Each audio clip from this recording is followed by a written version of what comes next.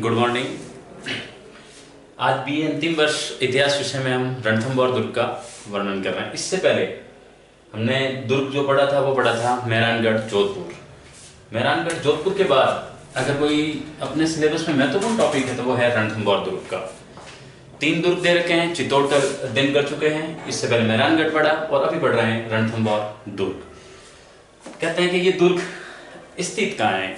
ये राजस्थान में सवाईमाधोपुर जिले में स्थित है और कहते हैं इस दुर्ग का जो निर्माण है वो रणथंमन देव ने किया था और ये घटना है 994 ईस्वी की। इसका मतलब ये भी एक प्राचीन दुर्गों में गिना जाता है। इस दुर्ग की विशेषता ये है, कहा जाता है कि अन्य सभी दुर्ग राजस्थान के नंगे दुर्ग है, जबकि ये दुर्ग कहलाता है बख्तरबंद दुर्ग। यानी कि नीचे से अगर अपन देखें, ये पहाड़ी पर स्थित है, तो अगर नीचे से देखते तो इस दुर्ग का कोई अता पता नहीं लगता, लेकिन चारों तरफ से ये मतलब कहते हैं पहाड़ियों के बीच में स्थिति है ये। जैसे देखिए ये पहाड़ी है, अब बीच में यूं है, फिर यूं जगह है और फिर यूं आया हुआ है, यहाँ पर दुर्ग बना हुआ है पूरा। इसका मतलब जो नीचे से लोग देखेंगे उनको ये नहीं दिखता और इस साइड से भी देखते हैं तो नहीं दिखता, इसलिए कहते हैं ये बीच में है और कहते हैं इसकी स्थिति के कारण इसको बख्तरबंद दुर्ग का है। और ये कहा था एक इतिहासकार हुआ है अबुल फजल।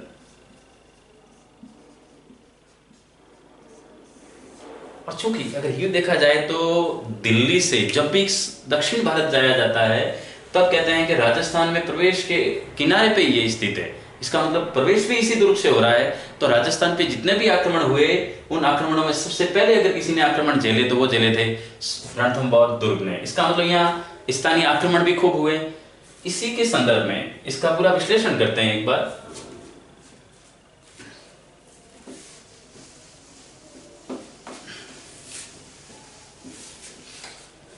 सबसे पहले पढ़ते हैं इसके निर्माण को।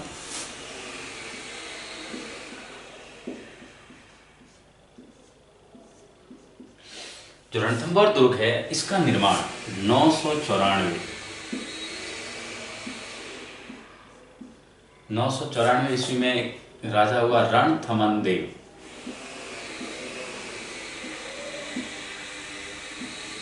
रणथमन देव ने 994 ईस्वी में इस किले का निर्माण करवाया था।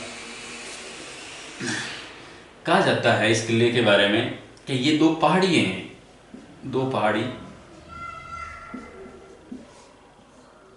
एक का नाम है रण व दूसरा का नाम है थमन। इन दोनों की मध्य स्थित है और इनके मध्य स्थित होने के कारण इस किले का नाम ही पड़ गया रणथंभौर दुर्ग। वैसे इसके जो संस्थापक हैं उनके नाम पे भी इस दुर्ग का नामकरण हुआ है, लेकिन चूंकि पहाड़ियों दोनों हैं और एक का नाम है रण और दूसरे का नाम थमन है, इसके आधार पे भी माना जाता है कि इन पहाड़ियों के आधार पे भी इस दुर्ग का नाम क्या पड़ा? रणथमन। तो रणथमन से बना रणथंभौर। अब देखो ये तो इसकी स्थापना मतलब इसका निर्माण कब हुआ और किस जो इसका संस्थापक था वो कौन था? 2 पहाड़ियों में स्थित होने के कारण। लेकिन इस दुर्ग का एक फेमस उपनाम है और ये जिस नाम से ज्यादा जाना जाता वो है दुर्गाधिराज। अगर कभी सवाल आए दुर्गाधिराज दुर्ग किसको कहा जाता है तो वो कहा जाता है रणथंभौर दुर्ग को। दूसरा, ये जो दुर्ग है ये चौहानों की वीरता के लिए बड़ा प्रसिद्ध है, लेकिन कहते हैं बीच बीच में कालांतर में यहाँ इतने आक्रमण भी हुए हैं कि ये दुर्ग दूसरों के हाथ में भी चला गया। जैसे कहते हैं कि एक समझौता हुआ था, उस समझौते के तहत 1509 में मेवाड़ का शासक था राणा सांगा। तो कहते हैं 1509 से लेकर 1529 इस कालखंड में ये दुर्ग मेवाड़ के अधीन था, यानी राणा सांगा के अधीन रहा हुआ है। राणा सांगा की वैसे 1528 में मृत्यु हो गई थी, लेकिन कहते हैं तब तक ये जब तक सांगा जीवित था तब तक उसके अंडर में था। तो इसका मतलब ये जो कालखंड है उसमें चौहानों के हाथ में न रह करके ये किला आ गया सिसोदियों के हाथ में। दूसरी चीज, अगर इस कालखंड को देखें तो ये बड़ा महत्वपूर्ण कालखंड है। अपन ने साउथ इंडिया में एक साम्राज्य देखा था और वो साम्राज्य था विजयनगर साम्राज्य। अगर विजयनगर के परिप्रेक्ष्य में देखें तो एक राजा हुआ वहां कृष्णदेवराय।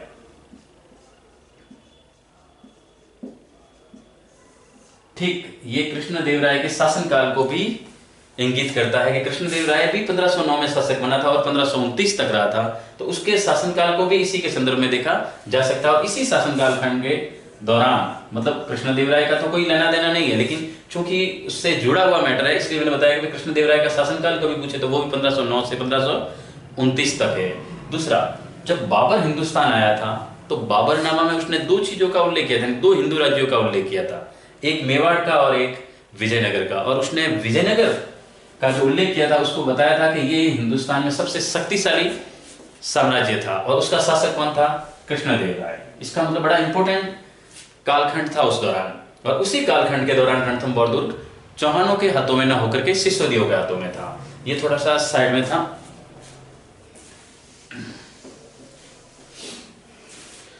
तो इसका उपनाम क्या है? दुर्गाधिराज, यानी दुर्गों का राजा अधिराज। ठीक है, दुर्गों में सबसे सर्वश्रेष्ठ दुर्ग माना जाता है। वैसे चित्तौड़ है लेकिन इसको दुर्गाधिराज कहा जाता है। इसके अलावा यहाँ की जो इंपॉर्टेंट चीजें हैं उसको अपन उस डायग्राम से ही समझते हैं कि है क्या। जैसे ये एक दुर्ग है, ठीक है, इस दुर्ग का जो प्रवेश द्वार है, जैसे ये प्रवेश द्वार माना, ठीक है, इसको कहा जाता है नौलखा दरवाजा। कई बार सवाल आया, नौलखा दरवाजा किस दुर्ग से संबंधित है? तो वो है रणथंभौर दुर्ग से संबंधित।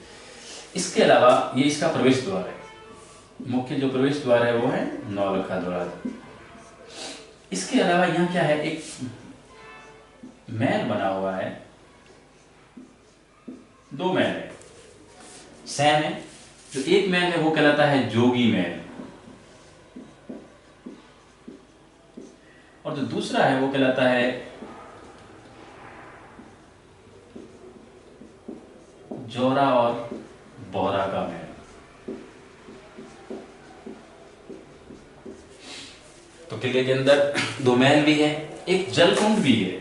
आपने देखा होगा यहाँ जौहर भी हुआ था, तो इसके बीच में एक जलकुंड है जहां राजस्थान के इतिहास में जल जौहर हुआ था। इसके अलावा अगर देखा जाए तो यहाँ एक छतरी बनी हुई है, कहलाती है 32 खंभों की छतरी। बड़ी महत्वपूर्ण है, एक बार सवाल भी आया हुआ है आरएस में कि 32 खंभों की छतरी किस दुर्ग में स्थित है? तो वो है रणथंभौर दुर्ग में। जो 32 खंभों की छतरी है इसको यहाँ के शासक हमीर देव ने बनाया था। लेकिन याद रखना, ये हमीर देव चौहान ने अपने पिता की स्मृति में बनवाई थी, यानी इसके पिता ने यहाँ 32 वर्ष शासन किया। उस 32 वर्ष शासन करने के कारण इन्होंने 32 खंभों की छतरी बनवाई थी। बनाने वाला हमीर देव चौहान है लेकिन स्मृति में किसकी है? उसके पिता की। तो 32 खंभों की एक छतरी बनी हुई है, जलकुंड भी है।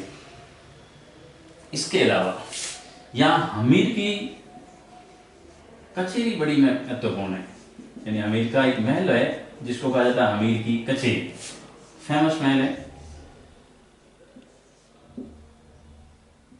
ठीक है, ये कहलाती है हमीर की कचेरी। इसके अलावा यहाँ दरगाह भी है, और जो दरगाह बनी हुई है वो दरगाह है पीर सदरुद्दीन की।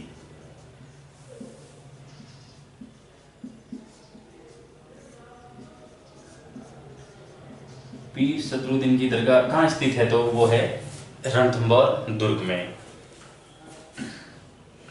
ये तो इनके महत्वपूर्ण जो महल या स्मारक है अंदर, उनके बारे में वर्णन है। दुर्ग में क्या क्या चीजें हैं इंपोर्टेंट, उनको थोड़ा ध्यान से एक बार देखना है। दूसरा, निर्माण कब हुआ है, क्या चीजें है। इसके अलावा यहाँ महत्वपूर्ण है राणा जो हमीर था, जो हमीर देव चौहान का शासनकाल था वो बड़ा महत्वपूर्ण है।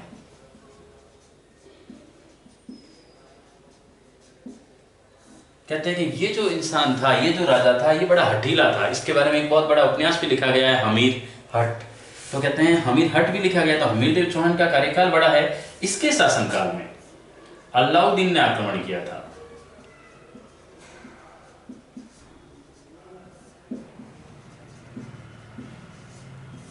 यानी अलाउद्दीन खिलजी ने हमीर देव चौहान के शासनकाल में इस दुर्ग पर आक्रमण किया था। एक बार आप इसको नोट कर लो, उसके बाद अपन हमीर देव चौहान से रिलेटेड इसके बारे में चीजें पढ़ते हैं।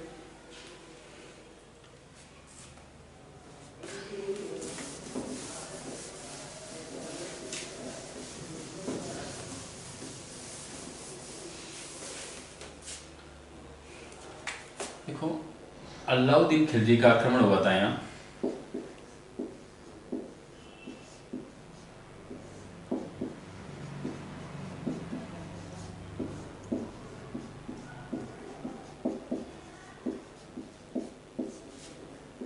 बड़ा महत्वपूर्ण आक्रमण है रणथंभौर के इतिहास में।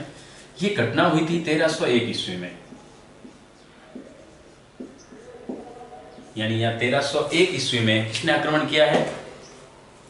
अलाउद्दीन खिलजी ने। इस समय यहाँ का जो शासक था वो शासक था हमीरदेव चौहान।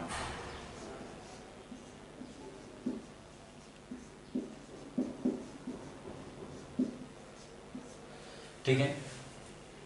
अब जो अलाउद्दीन ने आक्रमण किया, उस अलाउद्दीन के आक्रमण का मुख्य रीजन ये था कि अलाउद्दीन का एक अपराधी था मोहम्मद शाह, उसको शरण दे दी हमीरदेव चौहान ने। अब क्या हुआ कि अलाउद्दीन ने हमीरदेव को मैसेज भेजा कि भाई इसको मेरे अपराधी को छोड़ दिया जाए, लेकिन हमीर ने कहा कि मैं शरण में आए हुए आदमी को छोड़ूंगा नहीं, यानी शरणागत की रक्षा के लिए उसने ये अलाउद्दीन का आक्रमण जो है उसको भी स्वीकार कर लिया। तब अलाउद्दीन ने यह आक्रमण किया था। लेकिन अलाउद्दीन ने जो 2 सेनापति भेजे थे जिसके नेतृत्व में आक्रमण हुआ था, तो आक्रमण का नेतृत्व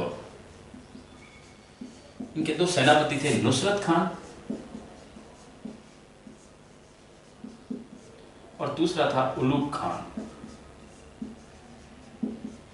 इन 2 सेनापतियों के नेतृत्व में किया था। लेकिन याद रखना, कई बार सवाल आया है कि ऐसा कौन सा दुर्ग है जिसपे आक्रमण करते समय अलाउद्दीन खिलजी के सेनापति नुसरत खान की मृत्यु हो गई थी?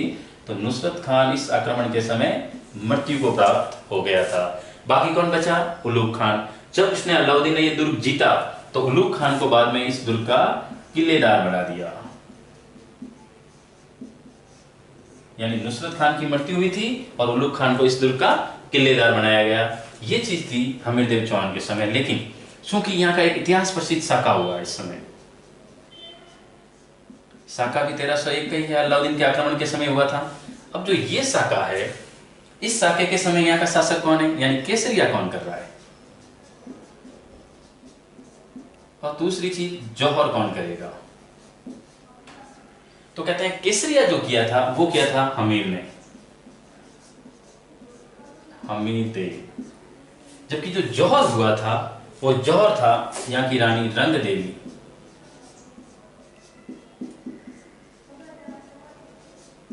रानी रंग देवी के नेतृत्व में यहाँ जौहर हुआ। अब देखो, कई बार सवाल आता है कि राजस्थान का प्रथम जौहर किसको कहा जाता था? ये राजस्थान का प्रथम जौहर ही था 1301 का। लेकिन थोड़ा सा एक है कि मेवाड़ में जो जौहर हुआ था, यानी जो साका हुआ था, वो हुआ था 1303 में। वो चूंकि मेवाड़ का तो प्रथम शाखा है, लेकिन राजस्थान का दूसरा शाखा माना जाएगा। लेकिन राजस्थान का जो प्रथम शाखा है वो माना जाएगा ये राजस्थान का प्रथम शाखा है।